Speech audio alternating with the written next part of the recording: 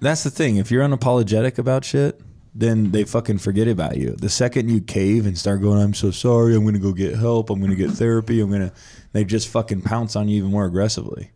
And I'm not even saying it's that's right. That's how I don't, of course I don't believe it's right. I think that's how the cancel culture operates. You can't make a mistake. No, you can make a mistake. Well, you can't, yes. You can't make one mistake. That's the answer. You can't make a mistake, you're right. But when and if, because it's inevitable, you do make the mistake, if you cave and go into this apology tour, they fucking annihilate you. They don't even take the apology. No, they don't want it. They didn't want the apology. They just want to crush you. Yeah, they but poke the second holes in that your you apology. defend yourself and stand up for it and go, fuck you, then the momos of the cancel culture either are too afraid to attack or they attack further. But then I think the base that would support your position riles up too. When you go into the apology, I don't think you win on either side. No. If you're apologizing, your base becomes soft because they have nothing to rile behind, right? Yeah. Like, what are they riling behind? You're fucking caving. Okay, so those guys are out. And then you got the cancel culture. Those guys just attack you harder. So I think you have to defend yourself. Yeah, and I've seen so many people apologize and then they poke holes in their apology. Like, oh, this was written by someone else. You weren't aware enough of what you did wrong. You didn't apologize the right. I'm like, bro, you can't fucking win. You can't win. I agree. It's sad. Yeah. Well, you should have seen the way he apologized. Oh, you see. Or the time in which he took to apologize.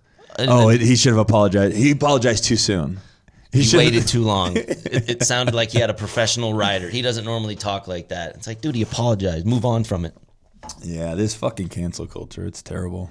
This whole culture that they're breeding right now is disgusting. But the sad thing is it's only like, I think 1% to 2% of the country. It is. Oh, at most. Because I know what your point is that it's a very small amount. But and it's usually like ornery, like white people that step up for other races and other people, because on Twitter, it's a huge backlash on some racist stuff. And then I read the comments always, and black people are like, this didn't bother me. This didn't bother me. Please stop getting offended for me.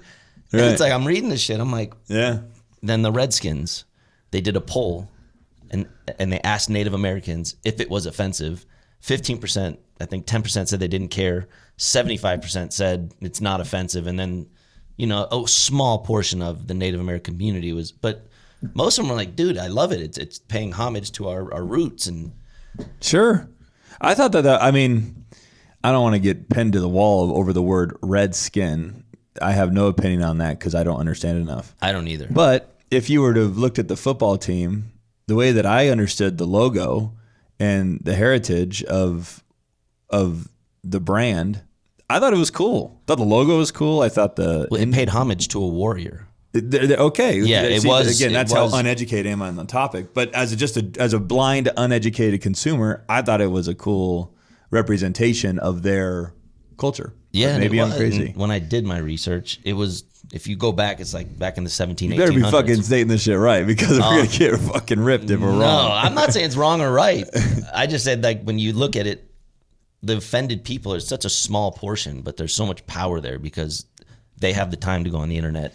Thank you. And roast you and retweet. Well, think that's exactly right. Think of the most rational humans that you know. They're not easily offended. Never. They're not boisterous about their opinions and have to shove it down your throat. Now think of the most irrational people. Oh, they're the ones that have to like raise their hand in the room and fucking scream and force you to see it their way, and that's those are the minorities, and unfortunately that irrational behavior is what moves the needle, and it's not even the masses. Oh, it's not. To your point. And that's Mike Tyson. What do you say? What did he say? Everyone's tough. Everybody's got a plan. No, he talked about like internet tough guys. Oh, okay. He's like, yeah, if you said that in person, I'd punch you in the mouth. Like you feel too protected behind your little laptop.